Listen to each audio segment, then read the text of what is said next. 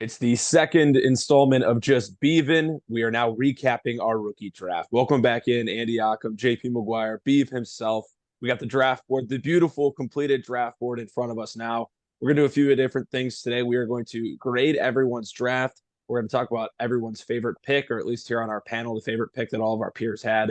And then, similar to what we did with our pre draft rankings at the end of our first episode, we're going to do our post draft rankings now. Before we get into it, though, fellas, we're up recording this early in the morning to accommodate with my work. I want to thank you guys. I appreciate it. And if my voice sounds a little hoarse, these two are going to help me out a lot here this morning. So, do we have any thoughts before we dive into grading everyone's draft here? Excited. Can't So. wait. Can't wait for the backlash we get for this. Yeah. Oh, yeah. Similar let's to get what we it. had after doing our peers pre draft. We're going to do the same here post. So without further ado, JP's our maestro moving the board today. So we're going to just start it from left to right and Yeah. Beaver. 1 Oh, through shit. 12, We're starting team with by my team. team We're gonna already? start with we're gonna start with the Dirty Beavs here. And this is a cool feature on Sleeper that I didn't even know was a thing until 5 minutes before we started recording. You could have just pick out his name and all his picks highlight here. So Drew, you made 7 total picks. Technically, God damn. What about I love 2.4 there? the Shit. 2.4, Zach Ennickstad, if I'm saying the name right, the quarterback from Illinois State. Illinois State. I think that might be JP, if you want to explain why Drew had to take the Illinois State quarterback at the beginning of the second round. Yeah, I will gladly discuss that. For those who don't know, we have tanking rules in place in this league. And once you get to a certain point in the season, one violation results in you technically get one violation, a freebie. A second violation results in a loss of a second round pick, which occurred to Mr. Grossenheider and Keegan this year. And then a third issue results in a $10 fine, which also happened to Drew and Keegan. So that is why Keegan also had to select Mike DeLillo. And so, yeah, I mean, that's about all I got for that. So, all right, so let's look into it. We're gonna grade Drew's draft, or we actually all have already done so prior to this, and then we're also in the same leg here to save some time. We're also then directly after talking about the grades we gave Drew, we are going to me and JP at least, and I guess Drew, if you have a favorite pick that you made, we talk about your favorite pick as well. So I guess I can start. I graded Drew's draft an A minus. Obviously, getting a guy like Caleb Williams automatically helps your draft out a ton. And Drew, you're losing this past season definitely paid off now that you get to have Absolutely. Caleb on your roster. Other guys as well, Worthy and Franklin, you get a couple receivers to bolster your core there, and getting Trey Benson, who I had as the second best rookie running back in this draft class later on in the second round. All good picks for you within those first 2 rounds. I did not. I gave Drew a plus. I gave out 3 A pluses, which might be a little too many. But of the A pluses, I think his was possibly the least deserved, only because I think he didn't really have to, I guess, make a bold pick or anything. Everything just kind of fell into his lap. I mean, obviously with Williams, there was no decision. Worthy, no decision, fell right into his lap. Benson, same. I mean, all the way down the board. I guess the only move he really made that could be declared making a move was trading up to 401, which while I'm talking about it, that was my favorite pick of Drew's draft, was Mine as well. Getting Corum at 401 is an absolute steal. And there's a team later in this draft that I'll talk about who I think should have got that. You didn't like Zach instead? What? No, Blake. No, I didn't like Zach instead. And then I'm gonna give my least favorite pick as well. Jatavian Sanders. I'm not a big Jatavian Sanders fan. Even going to Carolina, I actually think that was a worse situation than possibly going to Washington like Ben Sinnott. But I guess getting Sanders in the 4th is good value, just not for me. Yeah, I'd agree. I'd say that was my least favorite as well. Blake Corum is who I have as my favorite, and that can be confirmed. I sent JP my picks really late last night, so he can confirm that. I mean, for some of the favorite picks that I have, and probably we have as well, are going to be chalky and basic, but I'm going to say I really tried my best to go. Obviously, like I said, Caleb Williams was my favorite pick. Obviously, we're all Bears fans. We love Caleb Williams, and I mean, what else were you supposed to do with the 101? So trying to be a little bit different in that regard. Drew, I don't know if you graded your own draft and had a favorite pick that you made as well. No, I did, but move on. you know me, it's kind of hard to diss on your team. So I gave myself an A plus. I actually, and you guys are gonna be shocked at this. My favorite pick of this draft was actually Xavier Worthy. I think he has potential of being a very good receiver. He got into a great spot at KC. He's with the best receiver and, in my opinion, the best offense in the fucking league. So we'll see what he does, and we'll go from there. But the reason I took Jatavian Sanders at 4.5, yeah, it's a little flyer. But I just had this gut feeling. I was telling JP the whole time before the 2 weeks before the draft. I was like, I don't know. I just have a really gut feeling that he has the potential to be the second best tight end in this draft behind Bowers, and he's gonna surprise some people just like Laporta did last year. So we'll see what happens.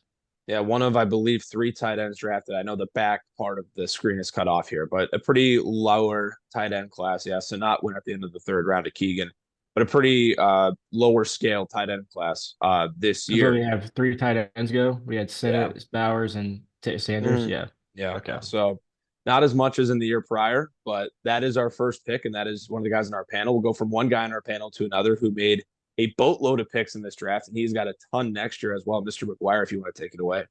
Yeah, so I biasly, it helps obviously by the amount of picks I had, and then getting 3 first-round talents. I gave myself an A plus. I'm obviously biased and I have high grades on all the guys I drafted, except not a fan of the Will Shipley pick. As those who don't know, Marshawn Lloyd fell out of our entire draft. And so pretty much anything I made from Shipley and on, I wish I would have taken Lloyd. I guess my favorite pick, if I had to rank my own favorite picks, would probably be Kamani Vidal. I have him ranked as my second best running or third best running back in the entire draft. A little lower on the fantasy end given his draft capital and where he landed. But a close second would be Isaac Garendo, only because I immediately flipped him for a third round pick at the end of the draft. So He's a San Fran, right? So Yeah. clarify. Yeah, It that's always what I helps to thought, have a guy in that offense. yeah. JP, Oh, I gave absolutely. I feel like I was doing these draft grades late last night, and I didn't know if I was allowed to give out A pluses or not. So I in the same note I gave you an A minus, but it's not one of those things. I feel like a school teacher where I'm like, nothing can ever be perfect. There's always room yeah, for improvement type of deal. of So course. first time grading drafts here too. We'll know for next year moving forward. My favorite picks that you made. I did a two-parter here because I went chalk. I said Marvin Harrison because I mean Marvin Harrison is going to be an absolute stud in fantasy football Like, if and we're in being real life with the serious, he could be the Cardinals. next Calvin Johnson or whatever. Yeah, or Calvin Jackson, however you Yeah. swing it. But yeah, Yeah. I mean, it's hard to not like Martin Harrison. I also liked your Lad McConkey pick at the beginning of the second round, looking more for value. Go into a Charger receiver room with Justin Herbert. I know Harbaugh's going to want to run the football more, but when you have an arm talent like Herbert, they're going to have to let it fly every once in a while. And there isn't really a top dog in that receiving room. And I like McConkey a ton as a guy who could really take over. And it was a lot of fun to watch at Georgia, a good route runner, super fluid. And getting him at the beginning of the second round is a nice value there. Yeah. Yeah, I gave you an A plus too. I like the Marv pick. Wish I had 1.1, 1.2. Such a Don't shame. we all? That would be pretty. Yeah, I think everyone would want that every year. I mean, those are two dominant picks back to back. I mean, any manager would kill to have those two on their team. But my favorite pick in this draft by Mr. McGuire is, I gotta say, him taking Adonai Mitchell at 2.5. Yeah, I was really hoping he slid down to me at 2.7. I mean, we tried I'm telling working you right now, trade. he wouldn't have because I would have taken. Oh, I know. Yes. Oh, I know. Don't worry. He's too good of an athlete to freaking slide down there. But yeah, I like the draft. I like you getting Bowers. We'll see how he does in that Vegas offense. He kind of scares me over there just because the last 5 years has kind of been a mess over there. But Devontae Adams we saw this year had a down year, so we'll see what happens. We've seen that talent in an offense like that, even with Devontae Adams, with whatever quarterbacks they have, a talented pass catcher will find a way to make it work in a bad That's offense. right. And eventually, at That is some right. point, he will get a good quarterback to throw him the That is football. right. Yep. Hopefully, Gardner Minshew throws him the rock. It's Mr. Zaparo now, the Hamburglar, having the third pick, and he made it known early that Drake May was his guy. I think immediately after the season concluded, and immediately after he locked up the third pick, because it was known it was going to go Caleb Marvin 1-2. He was saying Drake May's my guy. I got him here at 3, and then he goes the other way at the 103 with Jaden Daniels, the number 2 pick in the NFL draft. Late rumors were swirling around that Neighbors was going at Yeah. 103. I honest Rumor to God, cycle for Jacob was something. the Daniels pick was I genuinely was very surprised by that. I You can't just never lie. know with this guy, man. Like he just is up his sleeve every hour. Yeah, no, and it impacted later on in the first round as well. We'll talk about that when we get further down the line. Ended up trading up to 106 and getting Romo Dunze. Did he have anything after 211? I don't I think he No, had don't a think so. 212. No. And No, then no. Ricky Pearsall, 208. Jalen Polk at the 3-3, and Bucky Irving, the rookie running back for Tampa, at the 4-2. Gentlemen, 5 picks made by the Hamburglar. I gave Jake an A minus as well. Obviously, not as many picks as what we saw from JP, but I feel like with what Jake had, he made an impact. Obviously, getting Daniels and Odunze in the first round. You're walking away with 2 blue chip talents there. And I know some people are high and some people aren't on Ricky Pearsall at the end of the second round at the 208 in terms of his value with San Francisco. At some point, you got to think Debo or Ayuk, one of them could be gone. If that happens at all before training camp, his value could shoot up a ton. And being in a Kyle Shanahan offense, even if it is a little bit crowded, a guy who ended up getting taken at the end of the first round, it shows that that organization values him, and he could be an Yeah. impact piece there long term. Well, it just shows you too that if they drafted him in the first round, you got to think that Debo or Ayuk are gone next year, right? Because they just signed Jawan Jennings a 3-year deal, right, or 2 year? another two Yeah, years. I but mean, 2 year. not No, not saying saying it's Jawan Jennings major or is anything. big time, but Yeah, it definitely yeah, changes the outlook of the team. yeah. yeah, Um, you got your draft grade. Jake's one of the few drafts I have a lot to say about. The Jaden Daniels pick, I'm not high on Jaden Daniels at all, but fantasy wise, he's going to be, I mean, probably a top 12 quarterback, QB1, I'd imagine Yeah. by the end of the year. And then the main thing I wanted to talk about was Jake moving up from 108 to 106 to go grab Romo Dunes. I know that Andy previously held 106, and irregardless, I'm under the impression was going to take JJ McCarthy. Can you confirm or deny that now that Yeah, now I that can we're on confirm the draft? that. You're gonna see my team here. I need a quarterback. So And alongside Joe, so I needed that. and so I was picking 107, and even if Rome dropped, I was taking Brock the entire time. And so I believe, can you recall what he gave up for that, Andy? Yeah, I got the 305 that I made. Yeah, where I took Roman Wilson. I also got a 2025 second, and I got a 2026 third. So I now own 4 second-round picks next year. Gotcha. You see, and Yeah. that's just. I mean, I understand Jake has a lot of draft capital and is free to move up and down in drafts as much as he wants, but moving up to get a guy who was going to be there, it's just hard That's for me to mind blowing. yeah. And then going off Ricky Pearsall, kind of like Andy said, I'm not very high on him, but given the fact that he's got first round capital, to get him at 208 was a solid pick. And then my 2 favorite picks of his draft were Polk and Irving. While I'm not super high on Polk, he looks slotted to be the number 1 or number 2 receiver there. And I'm not high on Bucky Irving either, but having Rashad White, and I love where Bucky Irving fell. I think Bucky Irving was my favorite pick of Jake's draft. Beaver, who do you got as your favorite pick here?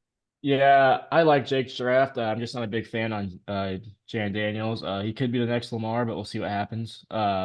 He's got Cliff to work with, so I like that a lot. But yeah, my favorite pick in this draft by Jake is probably Polk. Like JP said, he's got the opportunity to be the number 1 receiver there. I know he's got they drafted Baker too, so we'll see what that happens. Do they still got Devontae Parker over there, or is he gone? No, he's in Philly now. That's right. Okay. Yeah. I So also I forgot mean, to mention I gave Jake an A minus for his draft. yeah, So. that's what I gave him too as well. But yeah, a lot of opportunities for Jalen Polk in New England. I love it over there for him. The Ricky Purcell pick, I go back and forth, but Niners don't really mess up in the first round. They're such a successful franchise, so we'll see what Trey happens Lance there. begs to differ. Okay, well, We'll wait and see. All right, My we'll see what favorite pick was happens. Odunze. Obviously, we talked about the trade. I was the one who was a part of the trade, so I don't know how much I can have to say about it other than my point of view. I love the player, and obviously, once again, as Bears fans, he's a guy we're super fired up Right. about, and I'm sure And we'll have like some pretty good fantasy relevancy moving forward. and like a bunch of people said, who would ever thought that this man would trade up for a number 3 receiver? We'll see what the destiny holds for him. All right, Yeah. moving on here.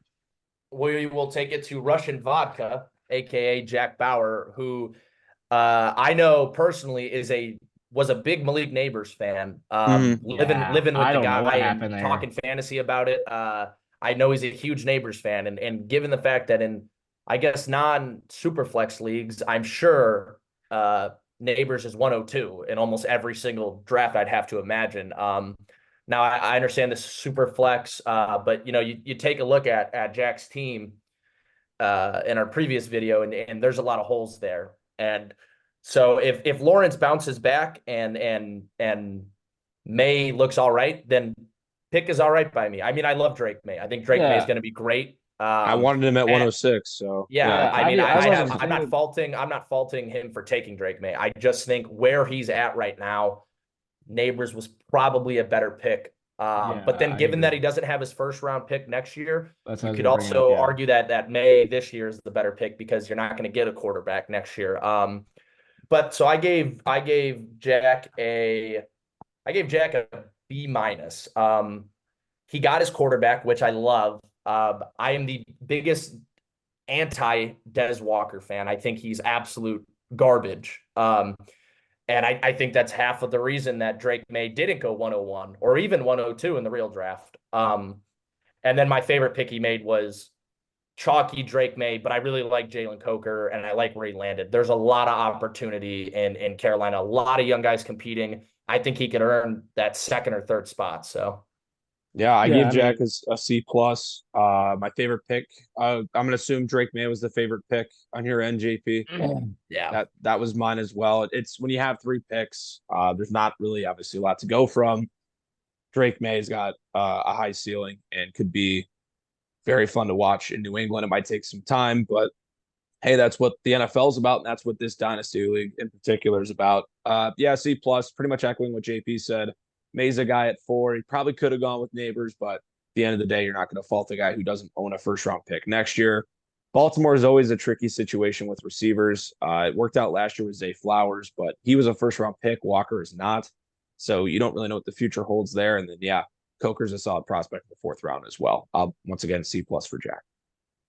yeah, I also gave him a C plus. I like the May pick, but once again, we don't know if he's going to start right away. So this could hurt Jack's team for the first 4 weeks or 6 weeks. If Brissett actually gets the job right away, we'll see what happens there. But then the other two guys, I don't really like the Walker pick. And then Coker, I get he's a high prospect coming in, but he just has a lot of picks that he took this year that has high ceiling but low floor for this season. So we'll see what happens. All right, to Did Spanky you we give a go. grade there? Oh, Oh yeah, yeah, C plus, my C bad. Sorry. plus. Yeah. All right, yeah. All right, All yep. right. And then here we go on to Spanky. Andy, take it away. Spanky ended up making a few picks. I know he had what? He had the early. Did he have an early first, or were these all his initial picks originally? I remember he sent the joking text that he wanted These Malik were Neighbors. this Yeah. 307 was always his pick, and then pre-draft he traded 405 for a future 4th. Okay. Part of that I have to be under the impression was because the day of the draft, Spanky went through some phone issues and Yeah. broke his phone. And so his He claims drafting that communication was limited. And so I'm under the impression that he traded 405 for a future 4th only because he couldn't draft. And I'm going to keep that clear mind and not listen to what anyone else tells me and just go off that. I'm going to what he give Dave the benefit of the doubt. what he Yeah, told that's me talk is about a bad day for your phone to go. he Berserk. claims that he was on a fire call because he's trying to be a firefighter. So he's working for the local firefighter. And he told me he was on a call and he was running to the truck, and he dropped his phone and they ran it over when they got in the car because they were. Oh man, that's all time. It was a bad day for Spank here. Yeah, but he ended up making a really good pick, in my opinion, at 307 with his first pick. And Jalen McMillan was my favorite pick that he made out of his 4. Really liked him at Washington. And I know he's going to have some competition in Tampa. Mike Evans is getting older.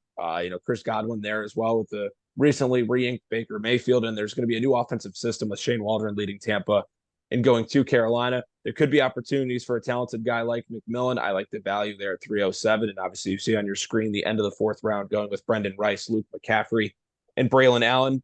Guys worth taking a flyer on. That's what the 4th round is all about. I gave him a C minus, not saying anything, and that's not like a bad C minus. It's just that's more or less a C minus out of lack of capital. And your top pick being a 307, I can't give a grade, a super high grade on a draft that doesn't have a lot of blue chip talent in it.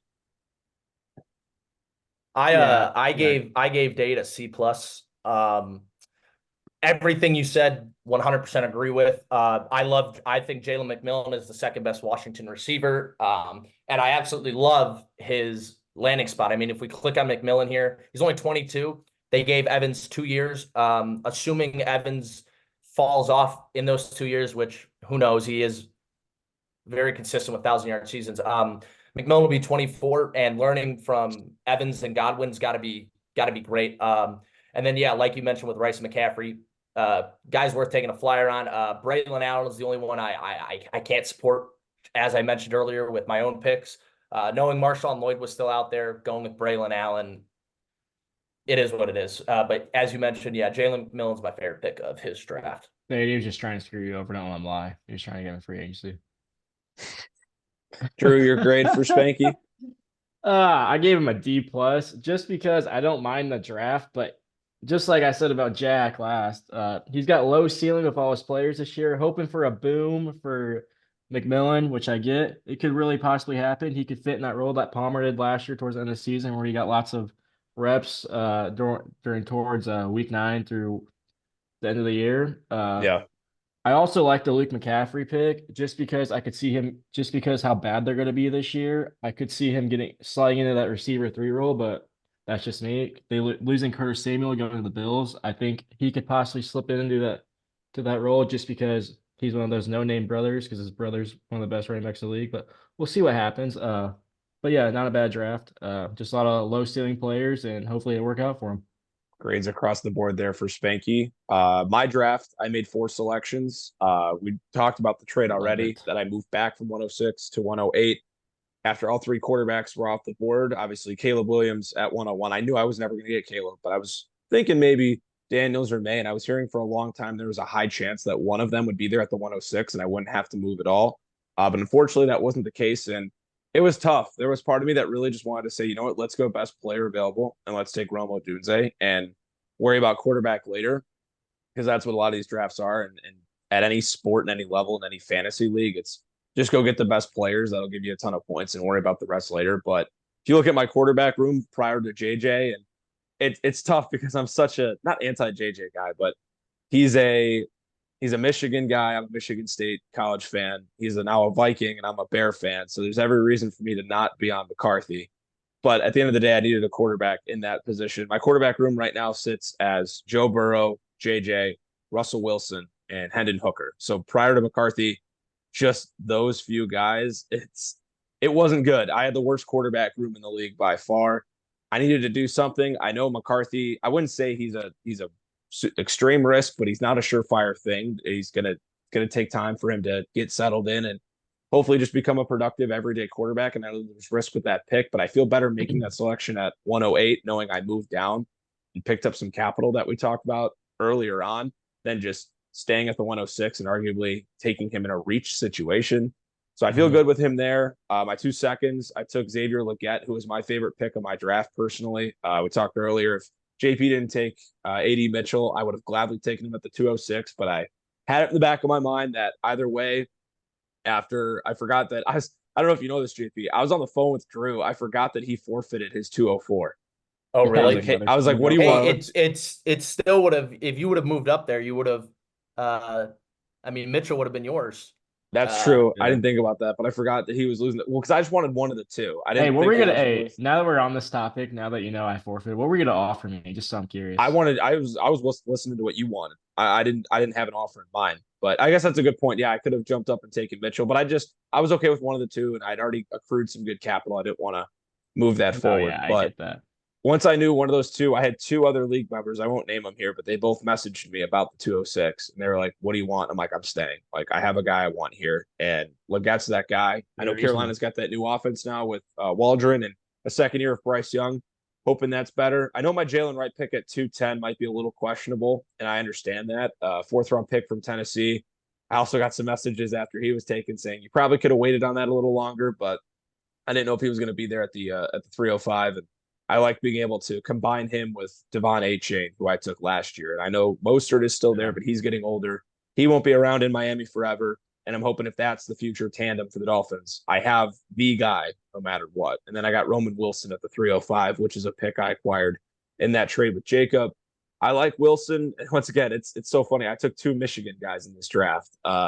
But he's now with a Pittsburgh offense that traded Deontay Johnson in the offseason. It's really just him and George Pickens in that receiver room. I know between Wilson and Fields, the throwing of the football might not be great in Pittsburgh this year, but if they can air it out to any extent, I don't mind having the number 2 receiver on that team. So I gave myself a B minus. Probably going to give it a bit higher with the trade that I made, but I'm always my worst critic. And I feel like I could have done a little bit better. Maybe could have let Wright go at 305 and taken a better receiver at the 210. Yeah, JP, you care about go right here. Go for it, man. Yeah, I just want to say, man, I freaking love the Jalen Wright pick, man. Just because that's probably my favorite pick of the draft for you. Just because how injury prone A-Chain was last year and Mostert. It seemed like one of them got hurt every other week once A-Chain came back, you know what I mean? And then JJ McCarthy, I like the pick, but once again with Drake May, I don't know if he's gonna start right away. You might see a Sam Darnold action, which is fine because you got Wilson still, but that's another problem. If Wilson gets benched, you might be a little screwed for a little bit if McCarthy doesn't play till like week 10 or something. But I still think he'll be okay. Legit, I like the pick. Like you said, they got in that new high roll offense. Hopefully, the guy from Tampa could turn around. I have high hopes for him, just like I took David Sanders with my 4-5. And then I really like the Roman Wilson pick. I think he's going to be the receiver 2 there in the slot. They just got rid of Deontay Johnson. They're hoping big things for Pickens, and then gonna roll down with Roman Wilson. Hopefully, he can get open and do big. So yeah. What's the grade you gave him? I gave him a B minus. All right, to sum up Andy's draft in my own words, the draft of value is how I'm putting it. I had McCarthy ranked as my third overall quarterback in terms of real life output. 4th overall in fantasy, went 4th. I had Xavier Legette ranked as my 12th wide receiver in fantasy, but the 9th in real life. He was the 9th off the board. I had Jalen Wright ranked as my 4th running back in real life and 3rd in dynasty, and he was the 3rd off the board. And then Roman Wilson, of all values, I had him ranked as the 15th dynasty wide receiver, and he went 15th off the board. So, I mean, just a pure value draft for Andy. My favorite pick in a chalky way was McCarthy. I'm a big McCarthy believer, and not only not having to overdraft him at 106, overdraft him, I put in quotes because, again, I am a big McCarthy guy. But being able to move down and acquire future capital and still getting the guy you were going to get is great. And like Drew mentioned, I love the right pick because you own A-Chain. Phenomenal pick, in my opinion. And then just the value on Wilson. I took Baker. I prefer Baker. I took Baker at the 306. But pure value pick with Wilson. Love it. Legette's my least favorite pick. Just not sure what to think there. A lot of young talent. We'll see. But yeah, I love the McCarthy Wright and Wilson picks. I gave Andy a B plus only because McCarthy production won't be there right away. And Wright, we obviously got to see with Mostert and A-Chain. But yeah, I gave him a B plus. It's one of the better B pluses I've ever given. I really liked your draft, Andy. Yeah. Before we go real quick off your team, the reason I didn't make that trade with Frank right away, and we'll get into that later, is because I was really high on Roman Wilson. I want to take him at pre-1, but I decided to pull the trigger. And I was like, screw it, let's do it. So I'm glad you got him. I think he's gonna do really well for you. All right, moving on to Luke here. Luke didn't own a pick. Luke originally owned the 311, which ended up being Spencer Rattler. So he traded Spencer Rattler for Darnell Mooney. I gave that trade a B minus. Seeing who Cameron picked, I couldn't really give it. I'm a big Rattler guy, and Cameron also owns Derek Carr. So if Derek Carr goes down, it looks like it's Rattler's job for the taking. And so knowing that Cameron got Spencer Rattler, I gave that a B minus. And then I only gave it a B, or I could have given it a B plus because I love Raheem Morris, and I believe they brought in Zach Robinson is who their offensive coordinator is. And anyone from the Sean McVay tree is you got to have high hopes for them. And Darnell Mooney could be in that, not saying to the talent level, but could be in that Puka or Cup role. We'll see how they defer to use them. So yeah, I gave it a B minus there, but not much going on for Luke. Anyone else got anything to add on that? I love it. I love the trade. I gave it a B. Darnell Mooney, I think he's had a big impact in Atlanta. They got Raheem Morris. I mean, if that offense is anything close, the the Rams offense from last year is going to be pretty dominant. Drake, London, Pitts, Mooney now, and Bijan. I mean, it's just going to be an explosive offense. So we'll see what happens. But yeah, I give it a B. I like Cam's pick there. So we'll see what happens. Andy, what do you got? I just gave it an NA. You didn't make a Yeah. pick, and trade was fine. I didn't feel one way or another, so keep Yeah, it pretty Fair basic. enough. understandable. Fair enough. Yep, fair enough. All right, Ty now. Yep. And Ty made one pick, the 110, taking Michael Penix. Similar to the NFL draft, where Penix goes in the top 10 to a team that already has Kirk Cousins. Drew and I talked before JP got on this one. JP, I don't know how you feel. I gave Ty a D plus for this draft. Yeah. Once again, it's about not having a lot of picks, but also too with that pick, Penix in the first round, just based on his situation, the talent, I would get it. If he was an instant starter or had a chance to start early, I would understand, but he doesn't. And it feels like for a team like Ty, an older team in this league, a team that's trying to compete now and right away, the pick just didn't fit the timeline for me. So that's why I gave it a D plus. Yeah, I agree. I just thought he could have traded down and got him at 2.5 because we all know Frank wasn't taking Penix at 2.3. So I mean, none of you got, and I don't know. I don't know. I just thought he could have traded down and got Penix at late in the second round. But that's just me. I'm gonna give him a D plus just because he could have got a more impactful player at 210 and help his team win now. And because he's in a win now situation right now. So I just don't understand the pick there. I understand he has Kirk, but he's not gonna play for another 2 years unless he gets injured. So we'll see what happens. I gave the actual pick, I gave it a C plus, but I gave Ty a C minus. He traded away for reasons that I'll leave up to speculation. He traded away the 404 and 410 for a future third, which that's not a bad trade by any means, but No. not owning your first next year, you need guys who are going to come in and you got to win now. You got to win with the Yeah. roster you have to drop that pick as low as possible. And I gave the Penix pick a C plus only because he owns Kirk Cousins. If he didn't own Oh, Kirk I didn't Cousins, realize. I would have Exactly. I would have Yes. legitimately given That's it what I a was D saying in minus. mine, yeah. I think Brooks was the pick there. His running backs are Yeah. Henry and Mixon, all age. I just don't see anything going on there. So I just the don't fact that he has Kirk, I'm giving that a C plus, but I'm giving his actual draft a C minus. Not the biggest fan of it. Like me and JP talk. I just don't understand how a guy has no picks next year and he has no bench and his team, he has the oldest team in the league. Why wouldn't you want to trade down and get a couple second rounders or even a couple picks next year to move down and get some players that can impact your team more? I just don't get it, but we'll Yeah, see what happens. that's poor research on my part. I forgot that he had Cousins. So it does make the pick a little more understandable, but still at the same time, yeah, Drew said it, the oldest team in the league trying to chase a ring now. Not sure how Penix helps you do that unless he is inserted in for an injured Kirk Cousins. Before we take an intermission, I want to look at Kale, only because Kale did also not make a pick in this draft and didn't have one. The constant running joke in the group chat was how excited he was for the draft and that he simply couldn't wait for it to get here. I didn't grade anything, just put it as an NA. Don't have a favorite or least favorite pick because there wasn't one. So didn't have anything to make. And that's how it's going to sit. We'll be back. We're going to get a transition in the video here, running low on our recording time. We have 3 more to break down before our final post-draft rankings. Cam, Frankie, and Keegan to come up next. Another 2-parter here in the second episode of Just Beavin. Back from a quick intermission, resetting our recording clock here. We have 3 more drafts to go through before our post-draft rankings.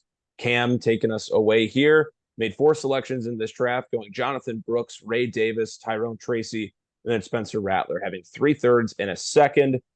Fellas, I gave Cam in this draft a B minus. Brooks, the top running back in the draft, getting him at the beginning of the second round. Not the best running back class in terms of fantasy football, but it's hard to not like getting a guy who should be the RB1 wherever he's going with a decently high pick. And then we can get into the other third round picks as well. But my favorite pick was Tyrone Tracy. And I know JP is a huge Tyrone Tracy guy as well. So JP, I can let you elaborate more on the new Giants rookie running back. Yeah, I mean, even just trading for Devin Singletary, it took a lot in me. I really didn't give up a whole lot, although I am a Tutu Atwell believer. I'm not sure how much or if he'll ever have a chance. But yeah, Tyrone Tracy ending up there, great receiving back, can somewhat block, and is a great rusher out of Purdue. Devin Singletary outside of last year has been a pretty inefficient runner. And given that the Giants are probably going to be absolutely terrible. I think there'll be a lot of opportunities for him. He's definitely a better pass catcher than Singletary. And I can't see them being a lot of running opportunities there because I don't see them winning many games, playing from behind a lot. I think Tracy will get a lot more playing time than one would assume. I believe is the other one Evan Hull there, or is it Eric Gray? Oh, Eric It's Eric Gray. Gray. Yeah, Eric, I had no faith in Eric Gray. His was purely situational last year, just as being the backup to Barkley. And so I think Tyrone Tracy is also my favorite pick. I gave Cam a B plus. Or no, I gave Cam a B. Sorry, I would have given him a B plus, but the Ray Davis pick was absolutely egregious. Where he picked him was terrible. And then I love the Rattler, Brooks, and Tracy picks, but I disliked Ray Davis that much that it hindered my grade for him. So I ended up giving him a B. Favorite pick obviously being Tracy, Rattler being a close second though. Drew, your grade for him? Yeah, I gave him a C plus, B minus on the in between. I just thought he overdrafted some players with JP mentioned Davis, but I do love the Rattler pick, and I'm not familiar with Tyron Tracy's game, but I've been learning a little bit on him. But I love that my favorite pick is I love the Jonathan Brooks pick. Obviously it's kind of a chalky pick, but I just think he's gonna do big things for Carolina. RB1 in this draft. I just really like him. I think he's going to succeed in Carolina and prove the people wrong that he's actually going to be an RB1. So we'll see what happens. But yeah, I do like the Rattler pick too. He's got Carr just in case he goes down. But I do think he could prove to be a QB1 in this league someday. But we'll see. There is one quick thing I want to talk about Brooks just real quick. I believe last year that Roschon Johnson either went 204 or 205. I can't remember the exact spot. And Brooks was getting playing time over Roschon Johnson prior to his injury. And so getting Brooks 2 or 3 spots ahead of where Johnson went last year, I understand this was a low value running back class with loaded receivers, quarterbacks, and even a first round tight end. But getting Brooks at 202, I mean, you got to be absolutely thrilled with that for Cameron. I mean, that's kind of a steal of the draft, in my opinion. In my opinion, steal the draft, I don't know, but it is definitely a good spot. It's up there in top 3. That's what I gotta say. Top 3. I can agree with that. Imagine that college running back room though of Brooks, Bijan, and Roschon Johnson. It's like that picture with what is it, Ruggs, Waddle, Smith, and all the Bama guys. Yeah. Pretty wicked. So, all right, Frank Tamillo's selections, the second to last picks we're going to review here. Start off with Malik Neighbors at the 105, Nix and Corley early and end of the second round, Jermaine Burton, first pick of the third round, and getting his Arizona Wildcat, Jacob Cowing at the back end of round 3. No, that was a pick he was super excited for and was able to land him by doing that. I was talking to JP earlier, and I know it took some time for Frank to submit his 105 card because he didn't know that he was actually going to have to make a decision between a couple of different pass catchers, Neighbors and Odunze. He really loved Rome Odunze being a Pac-12 guy. Coming from Washington, that was pretty much the guy he had set at 105, assuming Neighbors would be long gone before the 5th pick. Instead, 3 quarterbacks in the first 4 picks, made for a decision to be decided by Mr. Tamillo, and he goes with Neighbors, allowing Odunze to fall further down the board. Do we have thoughts on Neighbors versus Odunze in a fantasy situation here, fellas? Odunze, I feel like he's in a better situation for the long run, but right now I think it's Neighbors' game.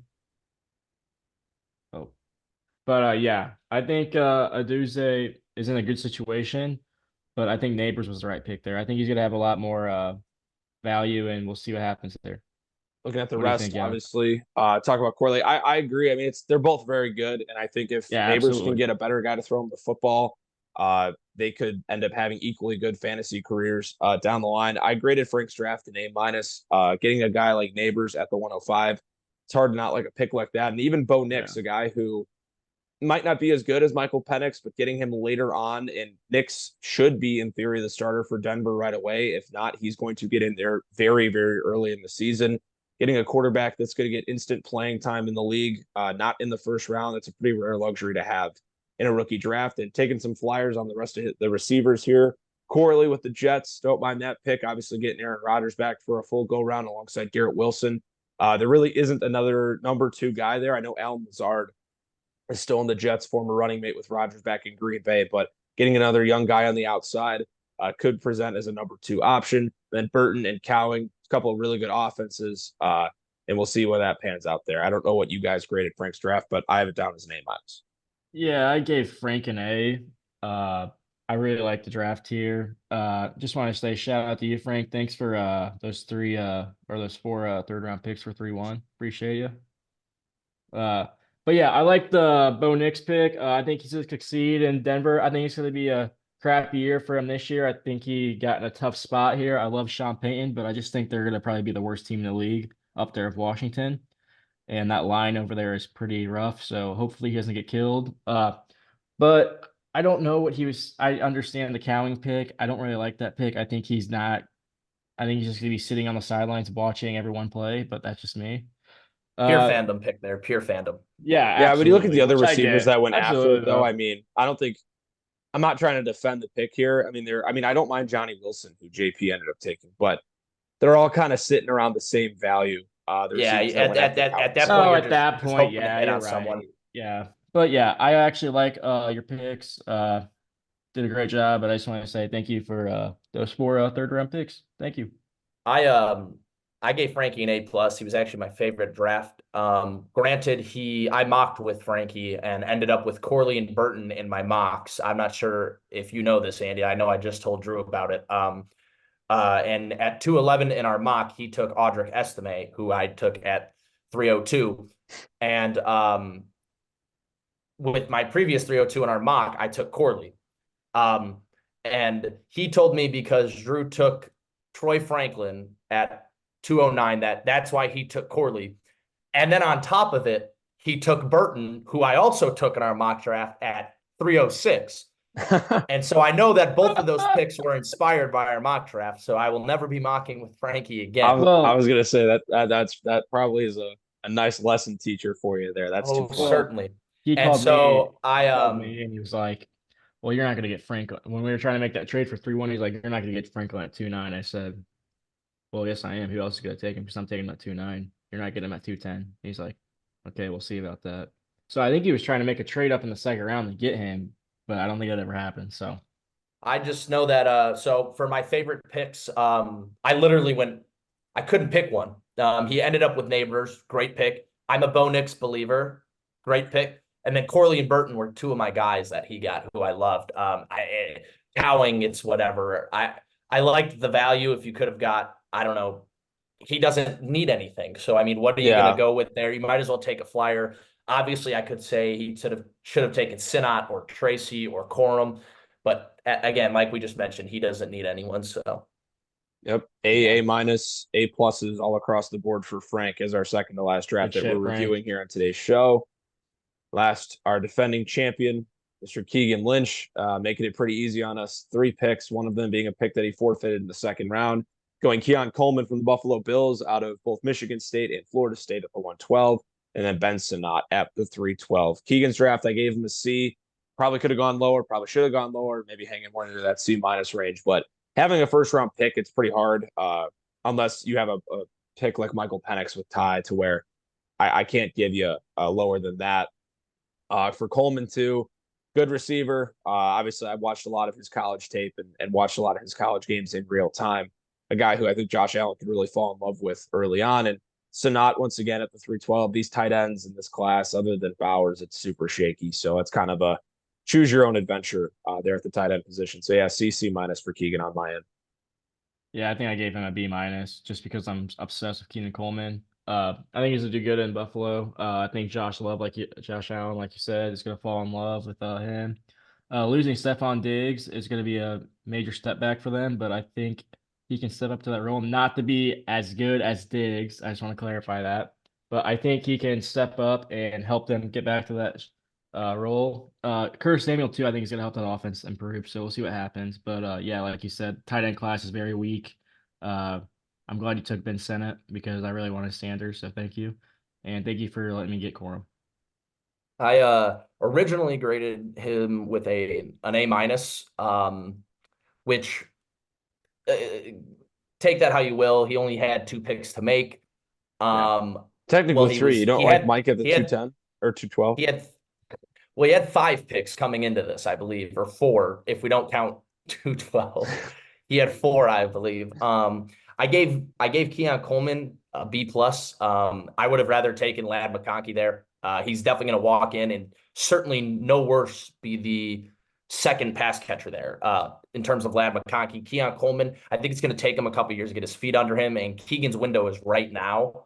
Yeah. So I think that he probably should have gone McConkey there. Sinnott I have as my second overall tight end.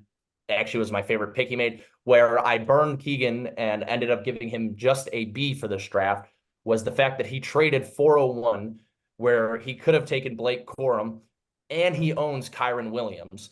So I think he missed out hugely on value there. And then he gave, not only did he not take Corum, he gave Corum to an interdivision opponent, which take that how you will. And then I know he traded Smoking that Corum pack, baby. He traded 412 for a future fourth, which I mean that's fine. I actually don't hate Yeah. that, but the 401 trade is I hated it when it happened. I don't like it now, and I will Are hate you it. just jealous? Are you just jealous? Is that the real problem? No, I can't No, I believe think he's that just he looking at it traded. from an analytical perspective. Yeah, I mean he gave away the guy's backup for a fourth round pick, No, or two fourth round picks, I honestly and agree. in the division. So Well, yeah, I was just sitting there and I was like, "Holy crap! I got to trade up. He's still out there. The guy I wanted in the third round, but I traded my 301. So I was like, "Oh God, I got to make a move." I didn't think we all know how stingy Keegan is of trades. I didn't think he's going to accept this, but I think he was out with his buddies having a good time. So he's like, "Yeah, screw it, let's do it." So that's Keegan's draft, rounding it out around the B, C range. To wrap out our reviewing grades and our favorite picks, I guess favorite pick for Keegan, Keon Coleman would be the favorite selection in that mine was regard. Sinnott. Yeah, Mine was, I mean, you really only have two to choose from, so it's mine was the quarterback he took in the second round. it's your choose your own adventure. So, all right, we have now our post draft rankings. We did our pre draft rankings, 1 through 12 of the entire league, and we do have some movement as we get to the post draft rankings now on the very last of May that we had combined with the three of us here. JP, if you want to take it away. All right, yeah. So coming in first year, we got I believe we have, Frankie Mahomes and friends, who was one in our pre-draft rankings, and we're leaving him right there. I mean, he had arguably the best draft and the best roster pre-draft. So I mean, really no movement there. And then moving down to 2, we have Kevin Parker, myself, who's up 6 spots from number 8. I'll briefly talk on my team. Was young coming in with not much going on, but owning so many picks moves you up so high. Plus, getting 3 first-round talents and 2 second-round talents in Mitchell, McConkey, Thomas, Harrison, and Bowers is great. If you guys got anything to add there. Yeah, I mean, a big reason for moving you up. You mentioned having a good draft and moving more young guys onto your roster. You own 7 picks in the first 2 rounds next year, 3 of them in the first. So we did these rankings also too, not just on the roster now, but what's to come in the future. So if you look at the very bottom 4, you'll notice a common trend once we get there with the last 4 that we have in our rankings. If you're toward the top of our list, you either are extremely young or you have a lot of capital in the near future, or both. And in this case, that's what you have here, JP. So it was looking at it from a dynasty perspective. This doesn't mean we think JP has the second best team coming into the season in terms of the 2024-2025 rankings. This is just how the outlook long term, maybe 3 to 5 years down the line, looks, and putting you at 2 made a lot of sense right now. High potential he's got. Yeah. So we got all right, moving on to number 3 here. Yep, we got Cam. Cam dropped 1 spot from our pre-draft rankings to number 3. He made 1 pick that will definitely impact right now, 3 that will possibly impact his future. But he's got one of the best starting lineups and a solid bench to begin with in the league. Plus, he's reacquired some picks, and as we get farther along here, he obviously owns his 2026 and 2027 while owning, I believe, 2 or 3 second-round picks next year, which seconds are great to have. They're pretty valuable. So I think Cam was deserving of at least a top 4 spot. Yeah, I just want to say we all looked at this man. I thought he was going to be in the dumps for a couple years, but man, did he restructure his team like a gem. I can't even discredit him. He's done a great job with his managing job. So that's all I gotta say. He's got some good depth. Yeah, has a lineup to go win now. Those 2 second-round picks next year are huge, and You say he owns his first for 26 and 27. We'll wait on that to see if that actually comes to fruition. I don't know. Yeah, Maybe no he's kidding. learned from his ways in the past, or if he's here. He is the wheeler and dealer of this league, though. He will always be the one to make the most we moves, and it's a good time. we also see if he can get over that playoff hump. Yeah, it'll be year 3 coming up here. I had him at 6. I prioritize just, I mean, he's got capital and a good roster. I just looked at younger teams that I put above him who have even more capital on this upcoming draft. Nothing against him. Still a great team. Probably could have put him higher than 6, but that's just where I had him planned when I did my rankings last night. Yep. And then coming in at number 4, we got the Hamburglar, aka Zippy, who stayed at 4. Again, had a great draft. Obviously, got 2 of the top 6, top 5 players in the draft. However, you want to chop it up with Rome and Jaden Daniels. One who will certainly be an immediately impact, and one whose impact towards the latter half of the season will probably be pretty huge. Plus having a young, I mean, his quarterback room's got to be at least top 4 in the league, top 5 in terms of 3 to 5 years down the road with Richardson, Young, and now Jaden Daniels. Just a very balanced team anyways. Good wide receiver core, solid running backs in terms of fantasy. Guys who aren't too good in real life, but good in the fantasy aspect. Yeah, that's what I think of Zippy. Yeah, I had him at, I believe, 2 or 3 on my personal rankings. I had him at 3. I didn't realize he owned 2 first-round picks again next year. Every rookie draft we have, unless he makes some movement during the season, he'll have made at least 2 picks in the first round. You talk about the quarterback room. There's a lot of appeal there, having those 2 firsts in the future and having a current starting receiver lined up of A.J. Brown, Garrett Wilson, Romo Dunze, and Jordan Addison. I mean, that's pretty solid. Not only are you getting talent, but there's some young talent involved there too. That long-term outlook looks pretty strong. It's unfortunate that he's in our division, JP, because he's cooking up a really nice looking team right now. Yeah. Yeah, I gotta agree. I think I had Jake at 5. I think I had us flip-flopped in our rankings, but I mean I love the situation we're both in right now. I mean, he's got a young core.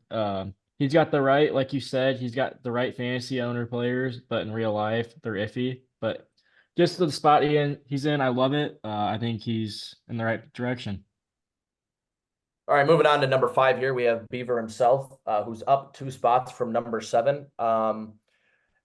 Just to start off, I mean, having Jalen Hurts and Caleb Williams as your dynasty quarterbacks is Very a beautiful. damn good spot to be in, along with DJ Moore, Nico Collins, and then getting Xavier Worthy now. I mean, not trying to talk, yeah, not trying to talk myself up, but just getting that double stack with Moore and Caleb Williams. I mean, that's going to be pretty effective in my opinion. Down the stretch. Well, I mean, while you brought that up, I'm not a big fan of that stack, only because there's going to be a lot of value to go. There's a lot of targets to go around on that team. I mean, you paid Swift, you gave up, I mean, a 4th, but you're paying Keenan Allen $20 million. You paid Everett to come in, and then you spent the 9th overall pick on Rome. In terms of the stack, I prefer if maybe you had like a Devontae Smith or an AJ Brown to stack with Hurts. And then the running backs are, which I thought were questionable, but now with, I mean, Spears, who knows what to make of him, but having Spears, Cook, and now Benson, I think is a solid place to be. A lot of young talent there. And as Andy mentioned before, we are valuing the 3 to 5 years here, and you own a lot of picks next year. Well, at least 3 in the first, and I think 6 or 7 thirds. So yeah, the 3 first really caught my eye. And just to echo what JP said, yeah, a good draft for yourself, Bieber, and hopefully next year's class looks strong. I know we don't know too much right now, and there's not a lot of quarterbacks to come, but owning 3 first next year, no matter what, you're going to get some solid talent there. A well-deserved 5th spot in our combined rankings, in my opinion. Beav, anything to add about yourself? Nope, I didn't want to think low of myself. I don't want to like have high expectations for my team. Honestly, funny enough, I had my team at 10 or 9 in my first pre-rankings, and then I was like, God damn it, I'm freaking just lowballing myself. So I was like, all right, I'm gonna actually do a real ranking. So you gotta do that sometimes. But I mean, I try not to be as biased as I can, but I mean, at the end of the day, you gotta look at your team as like, oh damn, you're a top 5 team. So yep. And then moving on to 6 here, we have second in the SIU division and our former, or I guess current champ, past champ, most recent champ, Christian McCary, Keegan, who is down 4 spots from the pre-draft rankings. I will say the 4 through 6, they're all just flip-flops. I mean, they could all be in the same direction. It's just a matter of who's what and who's You know what I mean? Like it's just a coin flip for I gotta disagree with that. I think I 4 do and too, 5 yeah. blatantly have good futures ahead of them, whereas 6 is very dependent on now. I mean, beyond what CD Lamb, and I honestly, off the top of my head, I can't even name another super young right. I gotta important piece stop. on that roster. Yeah, no, McCaffrey's If not someone that wants to young. help me out there, JSN. Yeah. Jason, I mean, yeah. and I'm not a See, big JSN fan, so it's I guess however you want to he, value I think he JSN. has I think he has Dobbs too. Dobbs, and I think he's got Keenan Allen on his bench for some reason right now. But again, we're Allen's talking starting, three yeah. to 5 years from now. Yeah. Mhm. I just Yeah. don't know what to make of that. I guess yeah. I gotta stop looking at my Dobbs team is as the your dumps. if Dobbs is your cup of tea for the future and that Packers wide receiver core, then by all means go for it. But even if you like Dobbs that much, there's still just not a whole lot of young talent going on there. Yeah, And I like his. who knows what'll happen with Keon Coleman. But I think Yeah, 6 is a fair spot because he's got a really good roster for right now. But in 3 to 5 years, who knows where it'll be. yeah, His I one agree. saving Like, grace might be his 2 first-round picks that he owns next year. He owns Cam's and his own, so that'll help him out. But yeah, his bench is not very deep, and other than CD, it's not a super young team. So if we're looking, he'll compete now. I mean, obviously he won the championship this past year. He'll compete this year. There's no doubt about that. But looking 3 to 5 years down the line, we can't be as for sure in that same regard. and I do want to mention this. I don't know if we talked about this in the draft or not, but I believe if one of his quarterbacks go down, he might be in the dumps. Correct? Because Fields isn't starting right away. Correct? He's got Fields, Tannehill, Will Levis, and Baker Mayfield. So yeah, Fields is Yeah. not the guy, and if he's not starting right away, yeah, that's a I lot of mean, people though, man. I mean, not everyone's got 8 million quarterbacks on their team, Yeah, so a lot of people. but I've only got I'm 2. If Darnold doesn't win that job, if Murray or Jackson go down, I don't have another quarterback to play. It's hard to come by. And it considering that, is. I believe Kale and Cam combined own 8 or 9 of the starters in the entire league. Yeah, and I think It's we just talked about hard to that come by. episode. I think we talked about that in episode 1 a little bit. I think we all messed around and didn't take quarterbacks seriously as year one, so we kind of all screwed that situation up. I could recall, but I thought we kind of discussed that in episode 1. Yeah, But we did. And re-listening to it, Andy brought it up a numerous amount of times in a good way that I mean, just having a starting quarterback changes so oh, it much changed so much. of the outlook of your team. So and then so moving on to 7 here, we got the one-man army, Andy Yakum himself, who's up 3 spots from number 10 to number 7. Yeah, Andy, Man take it away. himself. It's your team. Yeah, I mean, I appreciate the good graces of my peers here, moving me up out of the double digits. I feel like I had a pretty good draft to add on to my team, and now that I own 5 picks in the first 2 rounds next year, 4 of them being seconds. JP said it earlier. We now know how valuable second-round picks can be. If I can even just hit on half of those, and if I hit on my first-round guy, that could be 3 really solid pieces coming to my team next year. I like the long-term outlook. Not as optimistic for this year. Probably will hang around middle of the pack, but I like what we were able to do in the draft, getting a guy at quarterback in McCarthy that hopefully can help us in the future while acquiring future capital. Can't complain too much, and hoping that out of the 2 receivers I snagged, one of them can become a productive guy, and Wright can become valuable as well in Miami. I like where I sit right now, and I was very happy with my draft and that it was able to move me up here on these rankings. Yeah, the one thing I'll comment on is yeah, when I was looking at it, I mean the roster right now is we'll make of it what we make of it, but I really like the future, especially if McCarthy sits this whole year. I think that down the road, Burrow and McCarthy, I mean, that's a pretty good dynasty tandem to have. Plus, as you mentioned, 4 second-round picks next year is I mean, I had 3 I had 2 this Crazy. year, and just having 2, I felt like I owned the whole second round. Mm-hmm. Especially when they're early, and with 4, you'll at least have a good spread. So I love the future.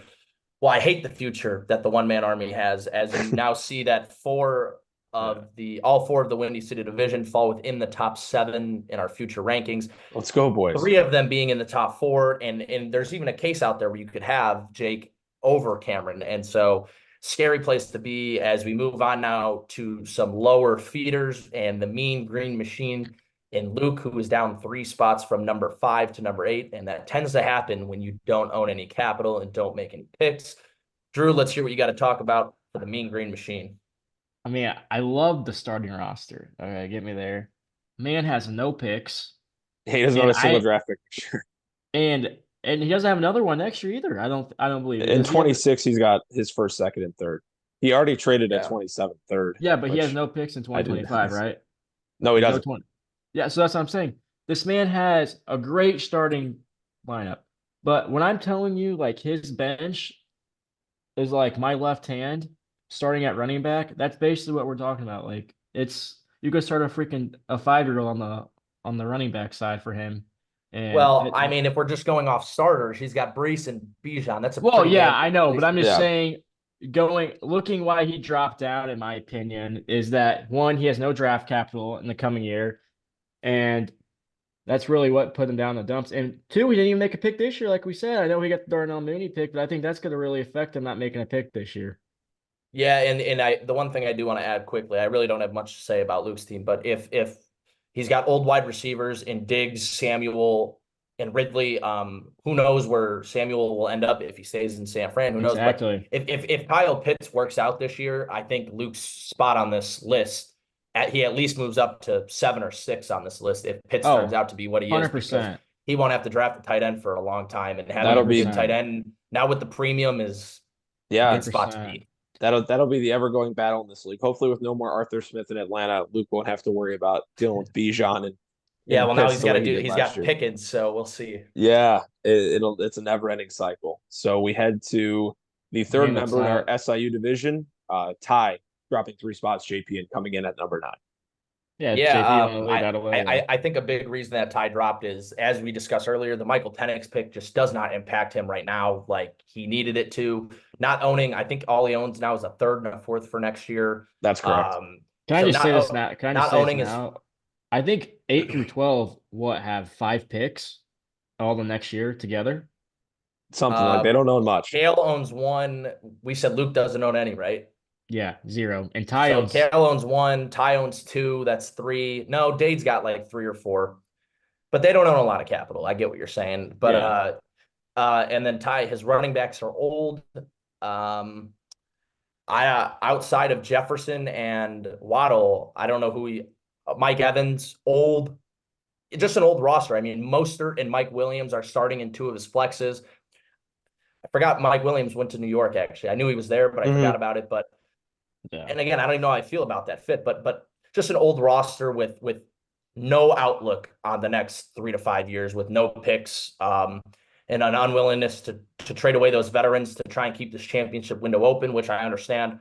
But that's definitely going to hinder the future if that's the route he continues to go on. So, Yeah, oldest roster in the league. So when we're doing it on a future standpoint, that's not going to help your case. I think the fact that he's sitting here at 9 is actually a pretty good spot if we're looking at 3 to 5 years. Talk with the oldest team.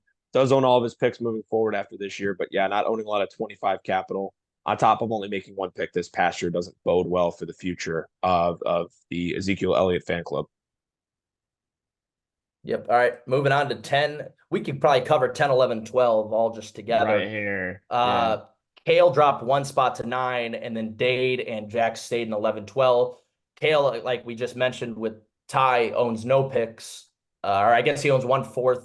Yeah. He's got a lot of a solid starting lineup. You're always going to be good if you have Tyreek Hill and Travis Kelce. You'll always be someone you want to Exactly. always be a solid team. And him having that Tua Tyreek stack's kind of effective. So yeah, in my but opinion, there's just no future going on there. Oh, absolutely. Maybe he'll sell out. Who knows? I hope so. That'd be great. Dade again has no future. Decent starting lineup, but nothing compared to anyone else, with no future, a bleak future. Although he does own Ayuk and Devontae Smith. The problem is, I'm not sure if either one of them will ever be their own number 1, always having a counterpart to play with. And then Jack doesn't own a first next year and possibly has the worst starting lineup in the league, with Nick Chubb being hurt, Josh Jacobs going to Green Bay, and the Colts just added more weapons around Jonathan Taylor, limiting his opportunities. That's our 10, 11, 12. Andy, you got anything to add on those 3? No, I think when we combined so these are combined rankings for 3 of us. This isn't, for context, this isn't like we didn't all sit down and agree 1 through 12. JP did the great work of having all of us do our 1 through 12, and he sorted out the averages. So this is where it sits. I think we all had Dade 11 and Jack 12. I think that was one of the few consensus all 3 picks, of us did, along with Frankie staying at 1. So I think those are the 3 consensus picks that we had. Just one of those things when you don't own any future picks, and we also don't love the lineup you're trotting out to begin your season. That's the ultimate worst combination for Dynasty Fantasy Football. That's what those 2 gentlemen have sitting right now. Once again, it could be, we could be sitting here in 8, 9 months, whenever it is, and someone else could be in last or in second to last. But if the season began today, I would put pretty good money on that being the 1-2 order of our upcoming draft. And you own Jack's pick, I believe, correct, JP? I actually luckily own 8, 9, and 12 first round picks, their first round picks next year. So I do own Jack's. And I did own Dade's up until I traded for Kyler Murray. So and then I own 10, 5, and 2. So there you go. Well, folks, I think me and JP have, what do we have in the third round? We have 10 third well, I round just picks traded one combined. away, so now we have 8 of them. If you have, how many do you have? 5 or 6? I have 5, I believe. Yeah, then we own 8 of the 12 because I just traded one away. So yeah, I just want to add one. I want to add one thing in here before we end this segment. How funny would it be if Bauer did this Fat Panda challenge with not even owning his first pick? I would love to see that. It would just be hilarious. well, like as I just mentioned, and even you mentioned, 8, 9, 10, and 12 all don't own their first round picks. So if it held up in one of those bottom 5 finishing last, everyone but Dade would be doing the Fat Panda without owning their pick.